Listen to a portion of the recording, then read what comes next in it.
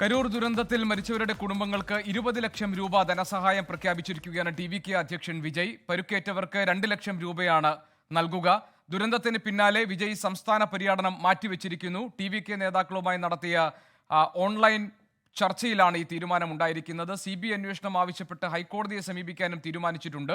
കരൂരിലേക്ക് പോകാൻ വിജയ് അനുമതി തേടും. ഇതാണ് ഇപ്പോൾ വരുന്ന ഏറ്റവും തിരക്കിട്ട് വിജയെ അറസ്റ്റ് ചെയ്യേണ്ട എന്നൊരു ധാരണയാണ് ഉണ്ടായിരിക്കുന്നത്. സർക്കാർ തലത്തിൽ അത് മുഖ്യമന്ത്രി തന്നെ നേരിട്ട് അത്തരത്തിലൊരു നിർദ്ദേശം നൽകിയിട്ടുണ്ട്. സർക്കാർ അത്തരത്തിലൊരു തീരുമാനം എടുത്തിട്ടുണ്ട് എന്നാണ് പറയുന്നത്. അതായത് തിരക്കിട്ട് വിജയെ അറസ്റ്റ് ചെയ്യേണ്ട, അത്തരത്തിലൊരു സാഹചര്യം ഉണ്ടാക്കേണ്ട എന്നുള്ള ഒരു തീരുമാനമാണ് നിലവിൽ ഉണ്ടായിരിക്കുന്നത്. അതായത് അവരെ വിജയെ വീട്ടിലെത്തി അറസ്റ്റ് ചെയ്തുകൊണ്ട് പോകുന്നത് ആ നിലയ്ക്ക് സ്വീകാര്യമാകില്ല, അല്ലെങ്കിൽ അത്തരത്തിൽ അത് തങ്ങൾ ഉദ്ദേശിക്കുന്ന നിലയിലേക്ക് വരില്ല. അതിന് പിന്നെ കുറച്ച് രാഷ്ട്രീയം കൂടി ഉണ്ട്. അത്തരത്തിൽ വിജയെ വീട്ടിൽ നിന്നൊക്കെ അറസ്റ്റ് ചെയ്ത് കൊണ്ടുപോയാൽ പിന്നീട് അദ്ദേഹത്തിന് സ്വാഭാവികമായിട്ടും ജാമ്യം കിട്ടുമ്പോഴൊക്കെ അത് അദ്ദേഹത്തിന് വലിയ മൈലേജ് ഉണ്ടാക്കും എന്ന തരത്തിലാണ് സത്യത്തിൽ സർക്കാർ തലത്തിൽ ഒരു തീരുമാനം ഉണ്ടായിരിക്കുന്നത്.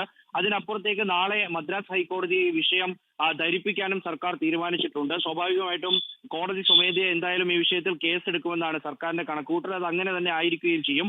അപ്പോൾ ആ ഘട്ടത്തിൽ വിജയ്ക്കെതിരെ കോടതി അതിരൂക്ഷ വിമർശനം ഉന്നയിക്കാൻ സാധ്യതയുണ്ട്. പ്രത്യേകിച്ച് ഇതിന് മുന്നത്തെ ആഴ്ചയും ഒക്കെ ഈ വിഷയം പരിഗണിക്കുന്ന സമയത്ത് വലിയ വിമർശനം കോടതി ടി.വി.കെതിരെയും പ്രത്യേകിച്ച് ഇത്തരത്തിൽ ഒരു നിയമങ്ങളും പാലിക്കാതെ റാലി നടത്തുന്ന പാർട്ടികൾക്കെതിരെയും ഒക്കെ നടത്തിയിരുന്നു. അപ്പോൾ